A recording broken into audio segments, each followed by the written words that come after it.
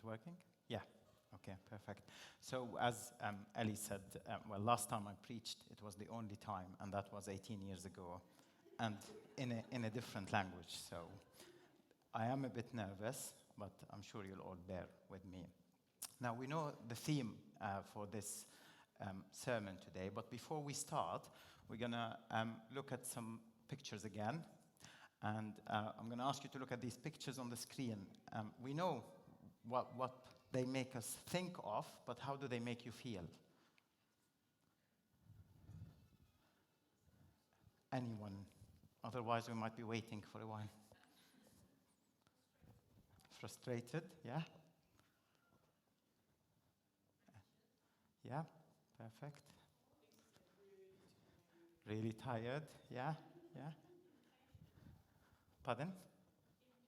Impatient, excellent, perfect. I think these are all perfect words. So we do a lot of waiting in life. We do waiting every day.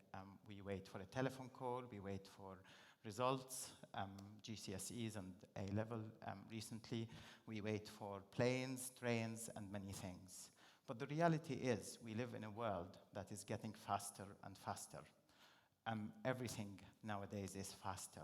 And there are lots of statistics and facts about how faster our world is. But as a geneticist, I had to bring my favorite subject into this matter, which is the DNA. So in 1990, through a huge international collaboration, the world embarked on one of the biggest experiments in history. They decided to sequence the full human genome. Now, that's a big thing. It's 3.2 billion letters, if we want to put it in letters. And if you actually want to see it physically printed out, you can come to Manchester when there's no more COVID restrictions and you can see it. But it took 13 years to sequence the human genome, which we all have. So in 2003, they published the first sequence of the human genome. 15 years on, in 2018, the World Guinness record for the fastest genetic diagnosis was set by sequencing the human genome in 19.5 hours in a single lab using a single instrument. We are living in a faster world. Everything around us is getting faster. Travel is faster, food is faster, and with that, we're getting less patient. We don't like to wait anymore. We like everything instant. Maybe not coffee, but many other things, we like it instant. However, 18 months ago, the world came to a stop. Everything had to pause and wait. And why are we talking about waiting today? We just heard Peter reading more than what he thought he's going to read. So thank you, Peter, from Mark 5. But in this story, it's a very famous Bible passage. We get introduced to two characters. Now, these two characters are very different from each other, but they both share something important. They both had to wait for something, and they only got what they waited for when they encountered Jesus. So the first character that we meet is Jairus. He's we're told, a synagogue leader, an important, well-respected person. And sadly, his daughter is very ill. She's dying. Now, he must have heard that Jesus left where he was, and he was sailing in a boat across the Sea of Galilee. So he went and stood there and waited. Now, if we want to imagine the scene, this is 2,000 years ago. So there are no travel announcements, there are no updates, there are no boards. This man's daughter is dying at home, and he's waiting at the side of a lake, hoping that Jesus might appear and that Jesus might be able to heal his daughter. But Jesus does arrive. So Jesus arrives, and as soon as Jairus sees Jesus, he falls at his feet. He falls in front of Jesus and pleads with him. He's desperate. His daughter is dying. And Jesus agrees to help him. So we now have a change in rhythm, change in tempo. They all get up, and they start heading towards Jairus' home. We can only imagine that this is happening very fast. Jairus is probably still very worried, very concerned, but he is probably has some excitement. I might have the person who's going to heal my daughter. So they're all heading, and the crowds are excited, so they're all pushing around, and they're all going to Jairus' home, and that's when we get introduced to the next character. Now, this character is sadly someone without a name. Instead, she has a label, and not a very good label. She is a woman who suffered from bleeding for 12 years. She tried to get better. She tried doctors. She spent all her money, and she did not get any better. Now, at that time, having the bleeding makes her ceremonially unclean. She is unclean. Anything she touches is unclean. Anyone she touches is unclean too. So she was isolated.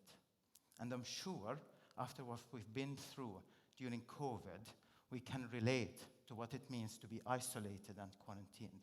But this lady has done it for 12 years. She was isolated for 12 years, unwell, poor, does not have any resources, no governmental supports or schemes, and she had to do it on her own. But what happens next is amazing. So what happens is that she heard about Jesus, so she decided to wait around the crowds because she thought, if I touch his cloak, I will get healed. Now, there are lots of good clues in this part. This was not a coincidence. She heard about Jesus. So despite her bad experiences, she had hope that Jesus might be different, that he might be able to heal her. So she went and waited in the crowds, and at the right moment, she pushed through and touched Jesus' clothes. And then she wanted to do a hit and run. She wanted to leave. What we know from Mark 5 is that she was healed immediately. She was freed from her suffering, and she was healed. But sadly, the moment is turning for her. It's turning into a nightmare after just being healed, because she chose the wrong person to sneak onto. She touched Jesus, she ran, but Jesus felt that something left him, a power came out of him. So he stopped the emergency parade, and asked, "Who touched me?" She's getting frightened because she knows what happened. And the disciples, probably thinking Jesus is getting too tired, was like, "Come on, Jesus, everyone is pushing around you and everyone is here, and you're asking who touched you?" The woman is thinking, that's it, he's going to go, but he wouldn't. Jesus wouldn't be rushed. He looked around, and as soon as his eyes met her eyes, she fell on her feet, and she also confessed. She told the whole truth. Now, this is a woman who was living in shame, who was living isolated for 12 years. She just met Jesus. She trusted him and told the whole truth in public. Now, Jesus was not tormenting her. He wanted to heal her beyond her physical illness. So when she said the truth, he gently and lovingly said to her, "Daughter." This is the only time that I can find in the Bible, using Google, that Jesus called a woman daughter. He wanted her to know that she is loved, she is accepted, she is his.